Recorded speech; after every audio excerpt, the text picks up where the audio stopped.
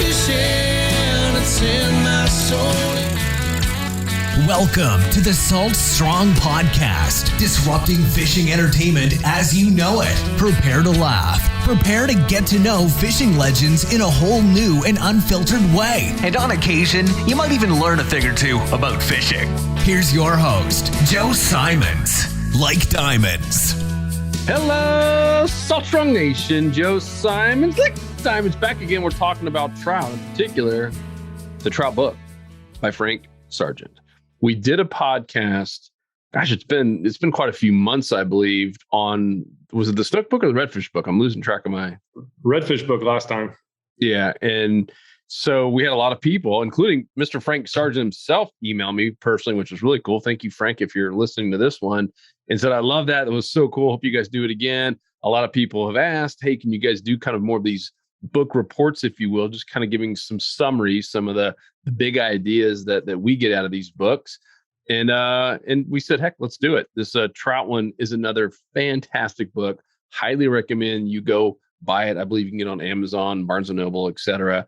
Probably even some old bookstores have this. It's a book that's been around for a long time. And it's called The Trout Book by Frank Sargeant, a complete angler's guide. And he's got the same book for trout, tarpon, redfish, snook, maybe even flounder. I'm not really sure, but I know those four I personally own.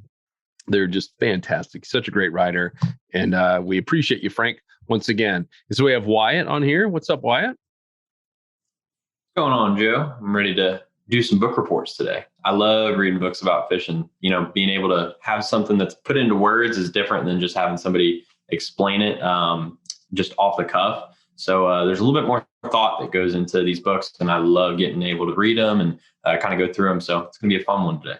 And Wyatt brings a unique perspective because, you know, he's fished in Florida a lot like us, but he also lived in North Carolina for quite some time and had to go out there and learn a completely new fishery, and now lives in Texas. So moved from North Carolina to Texas, where he lives full time, and had to learn an entire new fishery. And so a lot of these same type of trends, same types of structure that we're going to talk about here in a second, they all apply. And sometimes easier to find than others, sometimes really hard to find. But anyhow, White brings a very unique perspective because, you know, he's out there catching inshore slams in multiple states. And then we have Luke. Simons Like Diamonds. Man, glad to be here. And what's your unique perspective? I just have a huge fishing addiction. And long hair, don't care. Long hair, don't care. Yeah, long hair, don't care. And trout was my number one thing. Like going into, you know, as I grew up a total bass addict, all I cared about was largemouth bass. And then started learning saltwater, and trout was the first thing that I really got onto. And so I think trout's if you're new to saltwater fishing, or at least thinking about it, trout is the one I would say to go to. As we'll talk about, especially in certain seasons, you can catch an absolute ton of them, and they're very predictable. And so it's just a fun fish too. Yep. All right. So Grandpa Joe is going to start reading a few excerpts of this book. And we always got to start off by talking about the spots or type of spots, right? Not GPS spots, the type of spots, because no matter how many slam shadies you have, no matter how many Alabama leprechauns you have, and no matter how many moonwalkers you have all the best lures and the best tackle in the world. If you're not in a feeding zone, you're going to struggle. You're not going to catch that many fish. And so many anglers, including us for so many years, we did the opposite, right? We put all our money and our time and our investments into tackle, and then we get mad at ourselves and think it's the tackle, it's the problem, or a new boat or a kayak. You got to be in a good spot. So I love the fact that Frank starts off talking about spots, because it is, in lures are like the last thing he talks about. So it says, the secret to finding trout is much like the secret of finding good real estate: location, location, location. Or in the case of trout, habitat, habitat, and habitat. More than any other inshore game fish, trout are immediately connected to the seagrasses that make up the primary habitat of the coastal flats. For most of the year, in most areas, find the grass and you find the fish. What do you guys think? Find the grass, you find the fish. I would definitely have to agree with that one. Even just looking at a speckled trout, you look at their backs, they're designed to camouflage in grass. That's what all those specks and spots are. And their olive back, they're an ambush predator. So laying down in that grass, they blend in so well. They attack from below, their jaw hinges upward. They're designed to live and feed on grass. So it makes complete sense to me. Yeah, and the underwater footage too. I spent a lot of time with the underwater camera where you have a lure behind it and just taking it over grass beds in this case. And you can see it clear as day on what they do. They're basically hunkered down in the grass. The lure goes over them. They see it, they wait on it to go past, and then they trail it, come up from behind and below and come up and suck it down. And then it is like clockwork. That is exactly what they're designed to do. And so yeah, areas with seagrass is it. Obviously, there's some areas that have a ton of grass. So then you have to try to decide, okay, like which specific zones of the huge grass flats do you target? But in areas with just a little bit of grass, like find that grass, and that's going to be where those trout are going to be. I love it. It says trout relate to many types of grass, but the most productive vegetation in most areas that he's fishing, Frank's fished all over the place, is known as turtle grass, which is that grass that looks kind of like an eel in fresh water with flat bladed strands that can reach lengths of over 2 feet in some areas in clear water. And so he goes on to say, I'm not going to read this whole thing, but he basically spends an entire page talking about turtle grass. Like if you can find an area that has turtle grass, like that's his number one type of spot. Clearly there's other types of areas. I know in North Carolina, there's not much turtle grass. I don't know if there's any at all, but it's tougher to find that exact type of grass. There's still trout, right? There's still really nice trout to catch in the Carolinas where you lived. But he says, if you could only pick one, if you're in an area that has it, like focus on that area and you will start catching some trout. Do you guys have turtle grass? Like the actual in North Carolina? In North Carolina, there was a bunch of different grasses. I did stumble upon some turtle grass, but it could have not been turtle grass. It could have just been, it was very small patches that I would see, maybe in one of the really sandy coastal creeks in the southern parts of North Carolina. I can't remember if when I went to the Outer Banks, which is a phenomenal speckled trout fishery, some of the biggest trout in North Carolina get caught up in the Pamlico Sound and OBX. They've got, I don't know exactly what grass it is. I don't believe it's turtle grass, but they've got a grass that's got pretty long strands. It's a little bit stringier than turtle grass, but they feed really well on that stuff. Those flats are a little bit more similar to what I see here in Texas and what I've seen in Florida, but most of North Carolina is not like that. Those trout that hold in the marsh creeks in your average Carolina marsh or South Carolina, Georgia, they have a little bit different type of structure that they relate to. But in areas that you can find that grass in coastal marsh environments, there is almost always trout hanging around it. So it can be difficult, especially with scouting, because you definitely have a tough time looking at those satellite images in those coastal marshes and being able to see through the water and see that grass, which is why we recommend scouting in the wintertime, which is when that water's clearest. But most times you can't actually see where that grass is. So you're left to look for other things. But if you can find that grass in coastal marshes, for sure, there's going to be trout hanging close by. Yep. So he's kind of ranking these in terms of importance. So number one is grass. Find the grass, you find the trout. Number two, he titles it Getting an Edge. Trout, like both other fish, and shorebound wildlife, seem to prefer edge cover, which is the point at which one type of habitat meets another. That's an edge. Probably this offers feeding variety, or perhaps it's an easy geographic mark for the fish to come home on. But in any case, if you find one of these cover breaks, work it carefully. Now, a break may be the point where a shallow grass flat suddenly drops off to a deeper grass, depth increasing from a foot to 3 or 4. Note that this is not a big drop off, and sometimes an increase in depth of only 1 foot, 12 inches, can be enough to key a trout gathering spot. One of the interesting aspects of hunting trout is learning to be alert of these subtle clues. Or a point could be where the grass meets hard shell bottom, or it could be where the grass is cut by a tidal channel. It can sometimes be where the turtle grass runs out and another type of grass begins, or it can be where the bottom has been scoured clean by strong tide flows, or bomb getting dropped off. I'm adding that part in, leaving bare sand adjoining thick grass. I'm talking about potholes. Maybe it's a remote rock pile in the middle of acres of sand bottom, or it can be a wrecked boat or a reef outcrop along a beach. But whenever you spot one of these zones, explore it carefully. Almost all often, edges produce trout. What do you guys think? Edges, ledges, drop off? 100% true. Yeah, I mean, it's a structure-oriented fish. They're ambush feeders, and so having sitting grass is one thing. But yeah, if there's an edge, even prop scars. So it mentioned, up to 12 inches. I would even say less than that. Any sort of change, like a prop scar, is usually going to be like 3 to 6 inches deep. I've caught a bunch of trout out of prop scars on the flats. But yeah, any kind of edge, any kind of change, as that book was saying, is something to definitely make some casts on. Wyatt? Yeah, I couldn't agree more. Like, my most productive trout spots are on the edges of grass flats. And that's what's really interesting about trout with redfish. It's a lot of sight fishing. You can usually see really shallow water where those fish are. Most times you can actually see the reds, but with trout, it's more identifying what's happening under the water. So knowing where there is an edge and knowing where that grass flat drops off, where a submerged point extends a little bit further out, things like that. Those trout really like those depth changes because, again, if we think about how they're feeding, they need to put themselves below where the bait's going to be swimming. So if there's bait getting pulled off of that flat on an outgoing tide, say, they'll sit on that edge and they'll just wait for it to go over their heads, and they've got an easy conveyor belt of food. So I would say that's a big plus in my book for trout, is the edges for sure. Cool.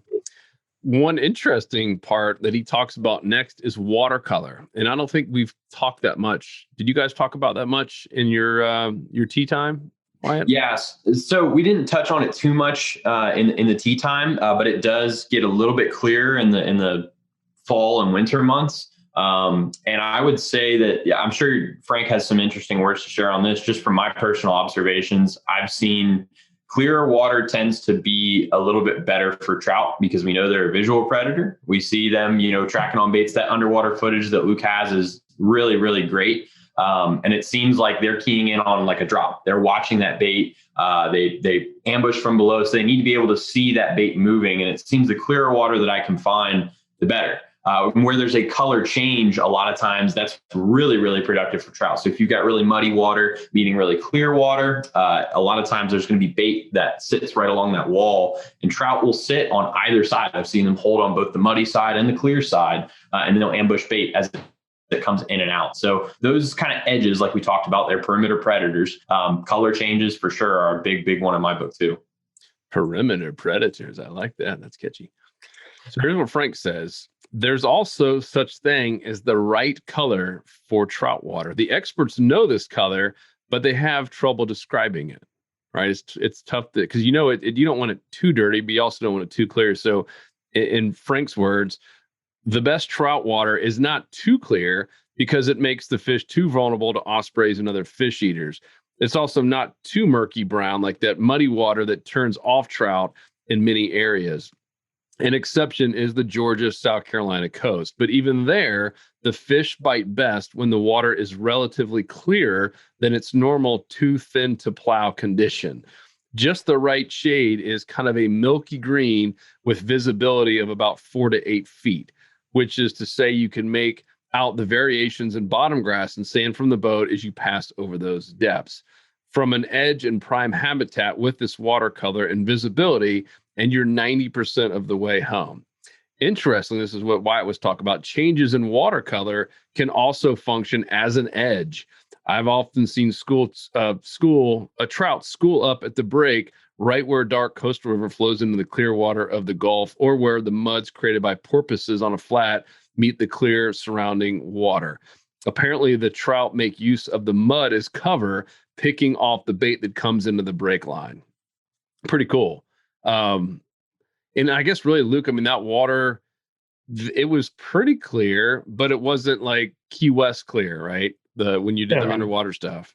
4 to 8 feet, that's clear. Like unless you're in the Keys, that's like, I would consider that clear water. Yeah, but in the Keys, what I say was crystal clear, where you can see, 10 plus feet. They're in 10 feet of water, and you can see the bottom. 30 feet sometimes. Yeah. So yeah, like basically being in I usually catch most of my biggest trout in actually in really shallow water, like 2 to 3 feet, if not sometimes even shallower. And And yeah, in all those cases, you can actually see the bottom pretty clearly. So you can know exactly what type of grass. And yeah, turtle grass is a big one, but really any kind of grass is good. Yeah, there's a term for that water clarity here in Texas. They call it trout green. And when you see that water, it's trout green water. So I'm looking for like a dull emerald shade is like what I've used to describe it. It's a lot like, Joe, the painting that you have behind you, that green that's on that billfish. It's a lot like that, little bit lighter. That's a little bit dark, but trout green water is what it's called here in Tejas. Love it. Moving on. He then goes on. Once again, we're just doing a quick review, not reading the entire book to you. But he talks about topwater. That's the first lure that he brings up now. We're in page 21. It's the first time he mentioned anything about lures. And he starts off with topwater. And he says, there's just nothing better than trout and topwater. And it says, there are even times when topwaters will outfish plastic tail jigs or things like slam shady, probably the universal favorite for all the species by a mile. And there are even times, as I've seen plenty of them, when floating topwater lures will outfish live bait. This says, but when fish are in shallow water and trout are noted for their love of yard-deep grass flats, sandbars, and shell reefs, the topwater is easy for them to see and close enough so that they don't have to go out of the way to hit it. More importantly, it doesn't spend half of each cast buried in the grass where they can't find it or snagged on shells where the trout can't retrieve it. What are your thoughts? Topwater. It's fall time right now, or getting into it. That just great memories.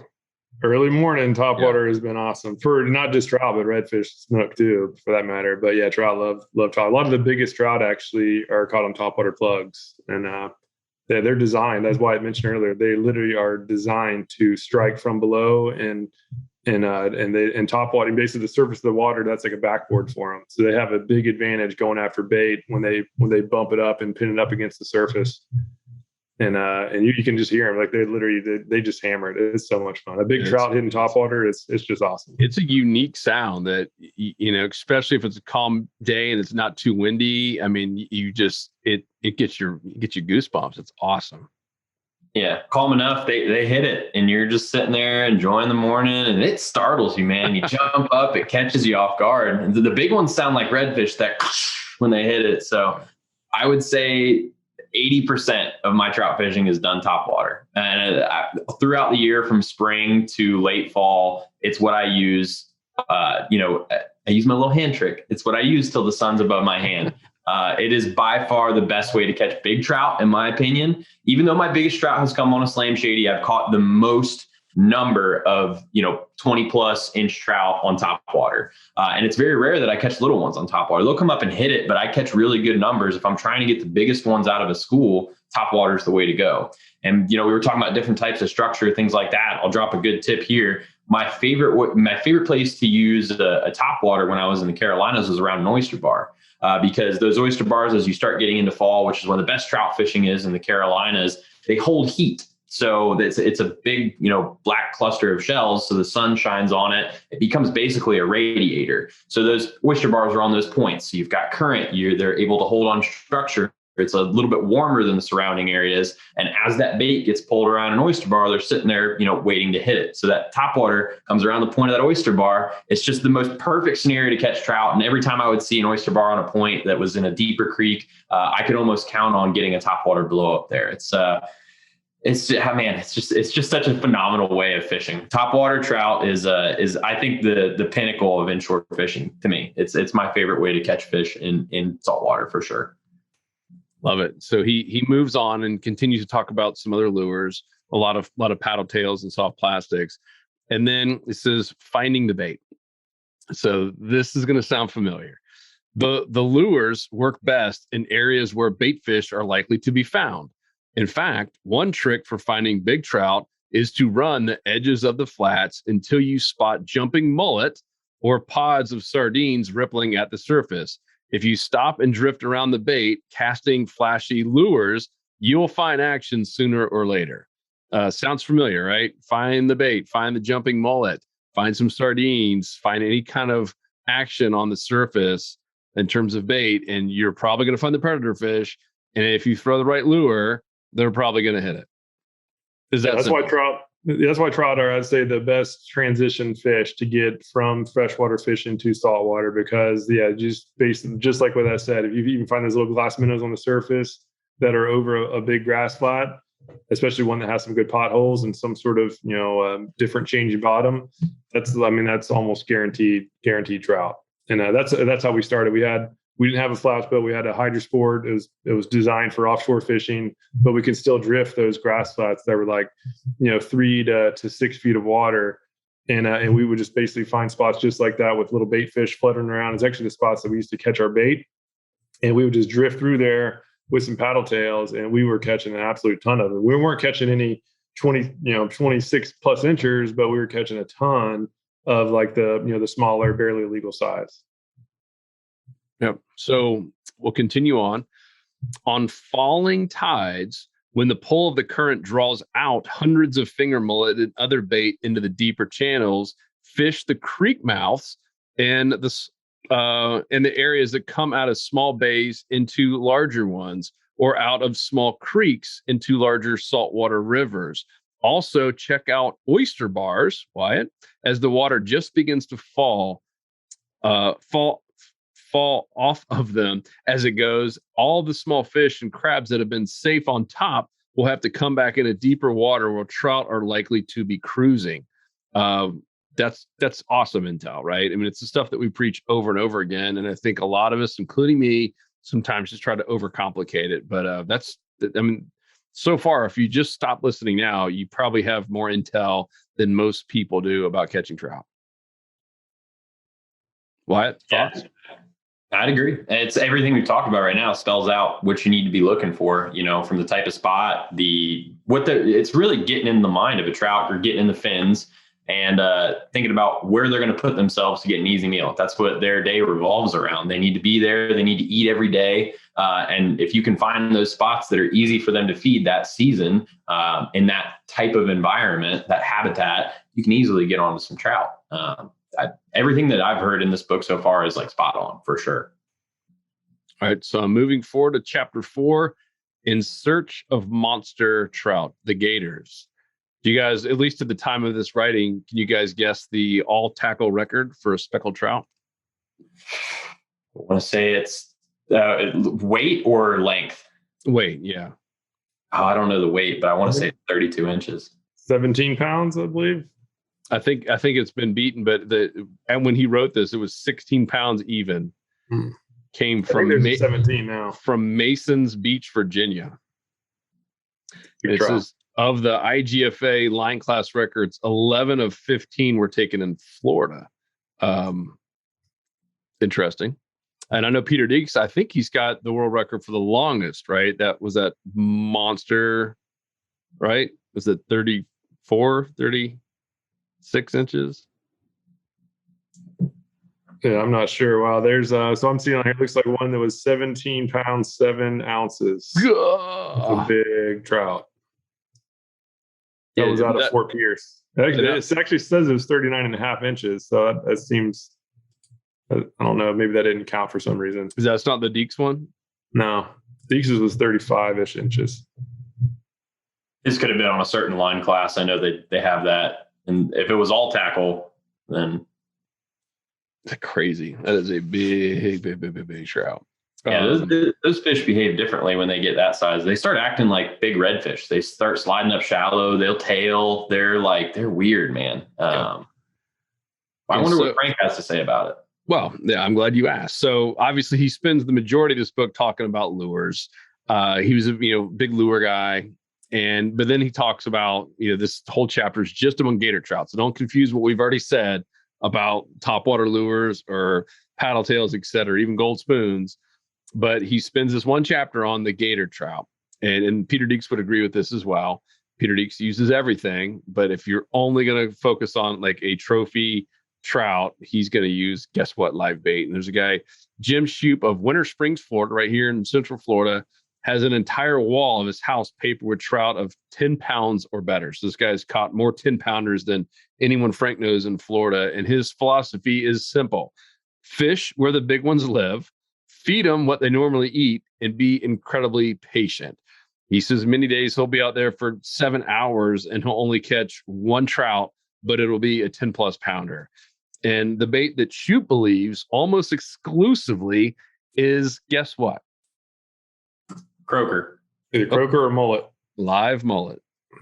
He likes mullet 6 to 8 inches long, far too big to be choked down by a lesser trout. And he finds that most of these 10 plus pound fish are in water no deeper than 5 feet, so less than 5 feet. In channel edges where tides sweep are his favorite spot, as are similar locations around any type of shell bar. So channel edges where tides sweep, along with similar areas around shell bars. Pretty cool. What do you guys think? Have you ever caught a 10-pound trout? I still haven't got the 10-pound mark. I've had some close calls. I used to tournament fish in Sebastian, which is over there in that big trout territory in Florida, over there, the Treasure Coast. And for bait, yeah, just like what the book said, we didn't want to waste time with the smaller ones. So we're using like at least 8-inch mullet, like 8 to 10-inch mullet, and hook them in the tail and just let them start cruising down the flat. And all of a sudden you'll start hearing those big trout just hammering it. And they'll be like a little 20-incher trying to suck it down. It just can't do it. You'll hear it. It'll pop like 5 times, and all of a sudden a bigger one will come out and just come up and hammer it. So we caught a bunch that were 26 to 29 inches. We never did get that 30, but we had some close calls. Big trout. It says some of his biggest trout have come in water that is 2 feet or less. And fishing is usually best in the waters during some cooler months. That's when fish move onto the flats on temperate days, schooling into the channels on cold nights. And he says, look for moving water. You got to have moving water. It can be going in or out, but unless it's moving, the big ones are not going to feed, no matter how much you want them to do it. He says one of his favorite techniques for big trout, and Wyatt, you kind of mentioned this, is to cast some type of jig. It could be anything along the edge of an oyster bar and let the current sweep it back down, tumbling along the bottom. He says they lay right at that drop, waiting for bait to come down where they can trap it against the edge.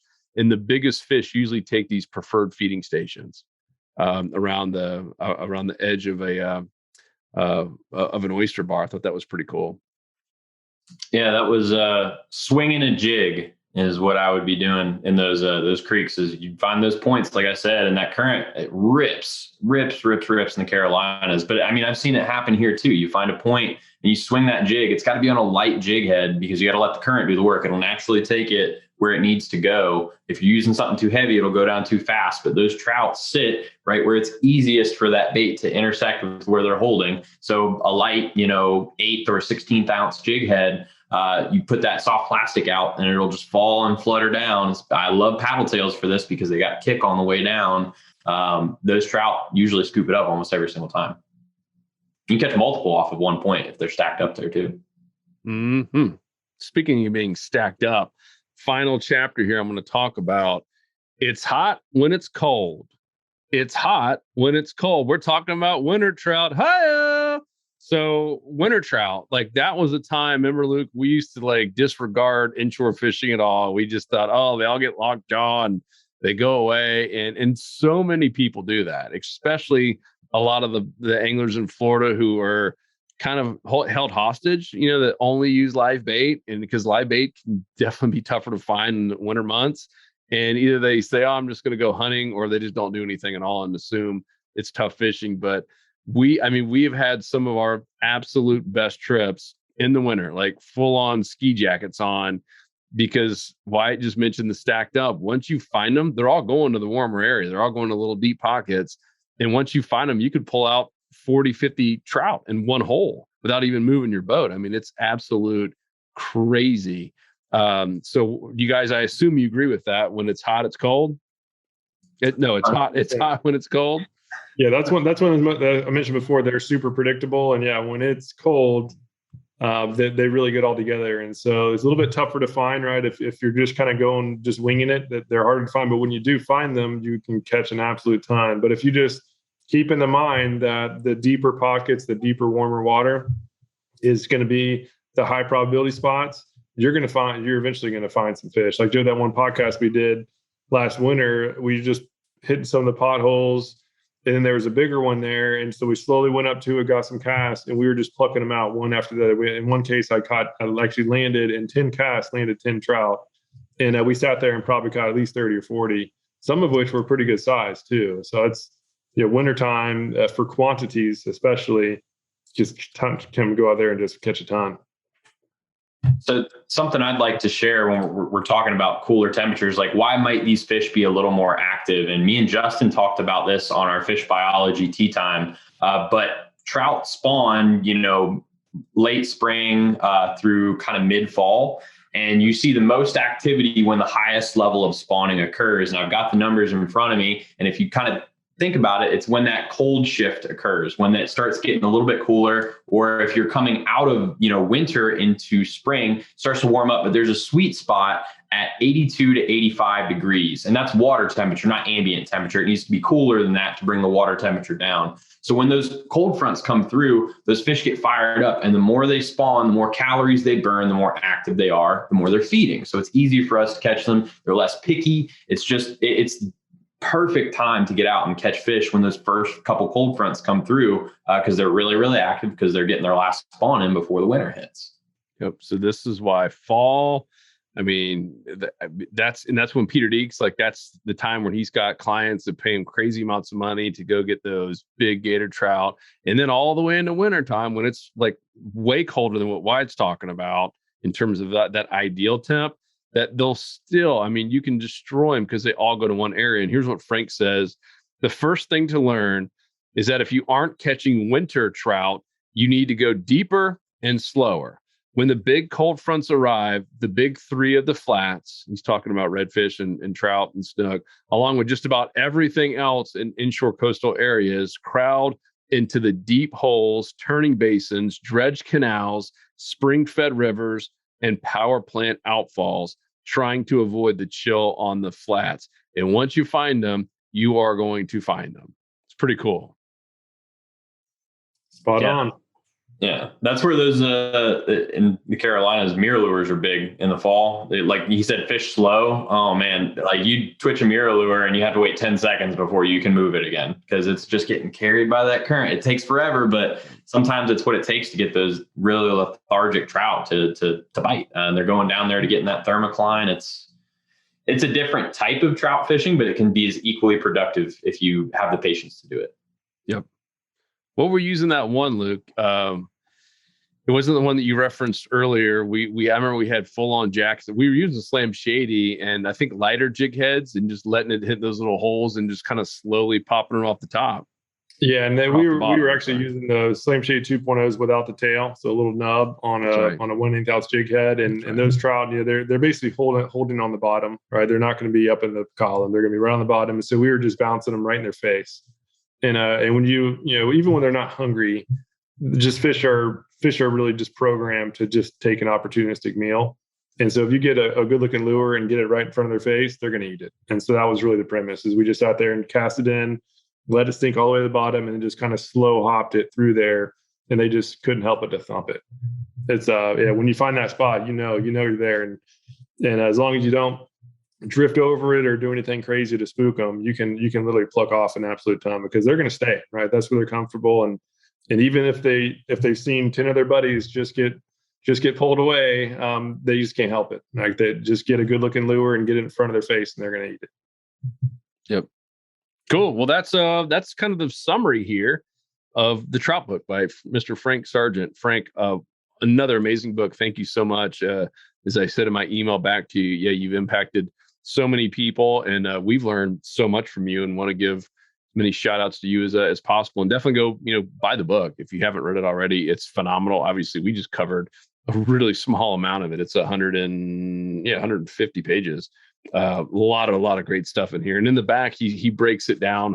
Has a lot of smaller individual chapters on different types of areas, from both coast of Florida to Georgia to the Carolinas. Has got little specific tips that he's found work in each of those areas. So it's a very, very well written book. And then, of course, if you just want the trends, like what's working right now in your area, that's what we're known for. It's Salt Strong. That's why we have our Insider Club.